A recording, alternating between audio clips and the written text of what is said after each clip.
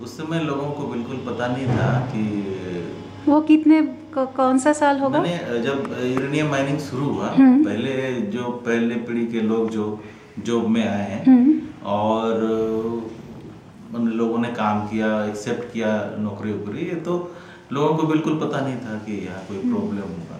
लेकिन धीरे धीरे क्या हुआ, वो कब का होगा? ये 1964 उसी के आसपास में माइनिंग का शुरुआत हुआ। तो बाद में जब लोग 15 साल 20 साल नौकरी किए तो तरह तरह का बीमारी ये सब उत्पन्न हुआ। किसी को टीबी हुआ, किसी को फेफड़े का कैंसर हुआ, किसी को स्किन डिजीज हुआ। तो ये सारा चीज़ लोगों को लगता था कि शायद मतलब ऐसे ही बीमारी हो रहा है। ये ड्यू टू रेडिएशन इसका जानकारी नहीं था। जब बच्चे पढ़े, मैंने स्कूल में गए, पढ़े लिखे लोगों को लगाया हिरोशिमा में ऐसे हुआ था, अभी भी वहाँ प्रॉब्लम चल रहा है, तो यहाँ भी ये होगा ही शायद। तो वो एक ग्रुप तैयार करके छोटा अपने तरीके से एक सर्वे किया, लोगों को देखा कि जो किया वो यहाँ के जो मैंने पढ़े लिखे जो हम लोग शुरू किए, तो उसमें देखा गया कि जो लोग नौकरी में हैं, जो जॉब में है यूसीएल में, उन लोगों के परिवार में कुछ ना कुछ प्रॉब्लम्स है। जो लोग खेती बाड़ी करते हैं उनके परिवार में थोड़ा ठीक है। तो एकदम लगा कि नहीं ये प्रॉब्लम है। तो उसी समय लोगों के साथ में 2-3 गांव मिल करके बैठकी किया। जो पढ़े लिखे जो लोग स्कूल जा रहे हैं, कॉलेज जा रहे हैं, ऐसे बच्चों के साथ में बैठ करके हम लोगों ने तय किया कि नहीं, हम लोगों को इसके खिलाफ लड़ना होगा। तो उस समय एक मूवमेंट चल रहा था अलग स्टेट के लिए, ऑल झारखंड स्टूडेंट यूनियन। तो उसमें स्टूडेंटों का एक ग्रुप था इस क्षेत्र का भी, तो उसमें एक कमेटी में रखा गया कि ये ऑल झारखंड स्टूडेंट यूनियन जो है, ये अलग स्टेट का तो लड़ाई लड़ रहे हैं, लेकिन ये रेडिएशन का लड़ाई भी शामिल किया जाए। तो जो उसका जो बॉस लोग है, जो मेन लीडरशिप में जो सेंट्रल कमेटी के हैं, वो लोग का कहना है कि नहीं, हम लोग का ये प्रोग्राम सिंगल प्रोग्राम होना चाहिए, हम लोग को अलग स्टेट चाहिए, रेडिएशन के खिलाफ बाद में लड़ेंगे। तब हम लोगों ने तैयार बनाया कि नहीं, हम लोगों को एक अलग ऑर्गेनाइजेशन होना चाहिए जो रेडिएशन के खिलाफ लड़े। तो उसी समय झारखंड ऑर्गेनाइजेशन अगेंस्ट रेडिएशन का जन्म हुआ, जोड़। तो उसके वो कितने साल? ये तो आपका 84, 86 इसी के आसपास में 86 ये सब हुआ। तो इसके बाद फिर तो हम लोग खुलेआम रोड में आ गए लड़ने के लिए। और भी अलग अलग संगठन जो लोग एंटी न्यूक्लियर मूवमेंट में हैं, चाहे वो बम के खिलाफ हो, चाहे न्यूक्लियर एनर्जी के खिलाफ हो, जो संगठन हमारे देश में है, तो उन लोगों के साथ में संपर्क बनाया और ज्ञान हासिल किया, मैंने ज्ञान का आदान प्रदान हुआ। तो उससे और एक एनर्जी मिला कि लगा कि नहीं, केवल हम ही लोग लड़ नहीं रहे हैं, और भी लोग लड़ रहे हैं, तो हम लोगों को एक सपोर्ट मिलेगा। तो ये सब फिर पूरे देश में फिर हम लोग दौरा किए, अलग अलग जगह, जैसे पोखरान वगैरह में जो न्यूक्लियर बम का टेस्ट हुआ था उस वहाँ भी गए। तो एक लगा कि नहीं, हम लोगों के साथ में और भी लोग हैं। तो फिर अलग अलग स्कूल और कॉलेजों में भी हम लोगों ने प्रोग्राम रखा कि जागरूक होना चाहिए लोग। तो तब कोई स्टडी हुआ था इधर, कैसे कितना है कंसंट्रेशन वगैरह? हाँ, ये सब स्टडी हुआ था। उसके बाद में पहले तो हम लोगों को स्टडी कौन किया? ये संघमित्रा, ये अणुमुक्ति जो है लोगों का, वो लोगों ने किया। उसके बाद में आईडीपीटी ने किया, Indian doctors for piece and development, वो तो अभी एक हुआ। हाँ, 2 साल पहले किया है। तो ये सारा चीज हुआ है। तो ये लेके बाकी ऑर्गेनाइजेशन भी आप लोगों के साथ है एक साथ? हाँ, तो मैदान में तो हम ही लोग हैं, लेकिन वो लोग ऊपर से सपोर्ट करते हैं। तो ये इसका यूसीआईएल का क्या बताना है? ये सारे यूसीआईएल का वो तो हमेशा हर जो भी समस्या यहाँ हुई है, वो कभी भी ये स्वीकार नहीं किया है कि ये सब समस्या रेडिएशन के कारण है। लेकिन वो लोगों का यही तर्क है कि इस तरह का बीमारी दिल्ली में भी लोग इस तरह का समस्या है, वहाँ भी बच्चे विकलांग पैदा होते हैं, वहाँ भी टीबी और कैंसर से लोग मरते हैं। तो वो हाँ, लेकिन हम लोगों का कहना है कि यार दुनिया में या देश में कहीं भी ये समस्या है, लेकिन यहाँ सबसे ज्यादा क्यों है? रेशियो माने हमारे इंडियन जो माने नेशनल सर्वे से भी कहीं ज्यादा यहाँ पर क्यों है? ये कितना ज्यादा है? मतलब कम से कम 10% 15% ज़्यादा है। आप IDPD का रिपोर्ट में भी आप देख सकते हैं कि उसमें क्या है कि एक छोटा मतलब जो हम लोग कोई साइंटिफिक ये नहीं था, लेकिन हम लोगों ने एक अपना छोटा जो सर्वे किया था, जो एक UCL में काम करने वाले जो मजदूर के परिवार या और भी जो माइंस में काम करने वाले परिवार, जैसे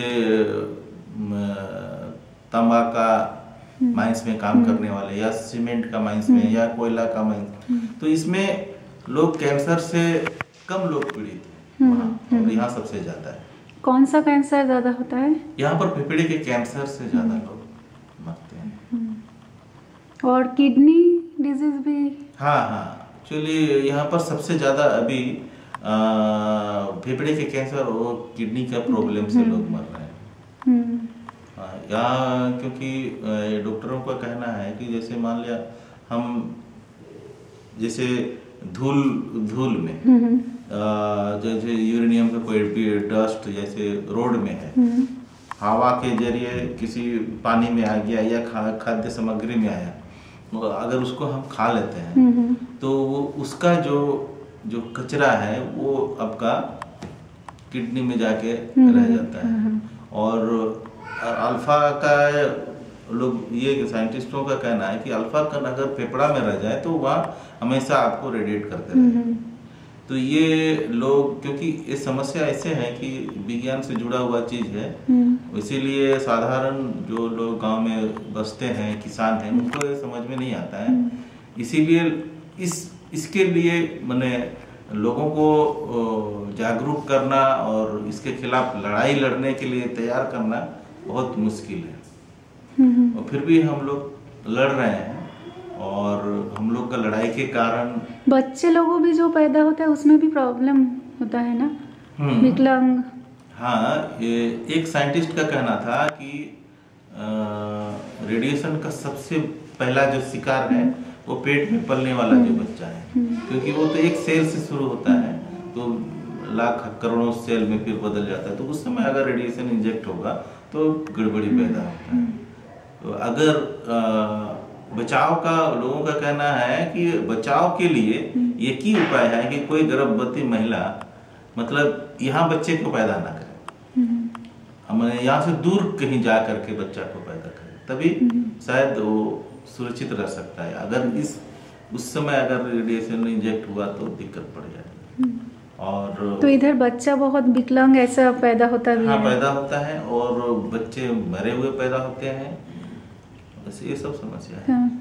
तो ये लेके जो ये IDPD का जो स्टडी हुआ उसके पब्लिश होने के बाद उसका क्या रिएक्शन हुआ? गवर्नमेंट और UCL पर कोई रिएक्शन नहीं है, वो जैसे का तैसे है, क्योंकि उसमें एक टिस करके कोई ऑर्गेनाइजेशन है, तो उसके द्वारा उसने करवाया। जो IDPD का सर्वे है उसके खिलाफ करवा दिया कि IDPD ने जो किया है ये गलत है और टिस ने जो किया वो अच्छा है, सही है, क्योंकि वो ऐसे मतलब ये था मैंने सुनने में आया था कि वो टिस को शायद UCL ही उसको स्पॉन्सर किया था। अच्छा, इसीलिए इस तरह का किया, क्योंकि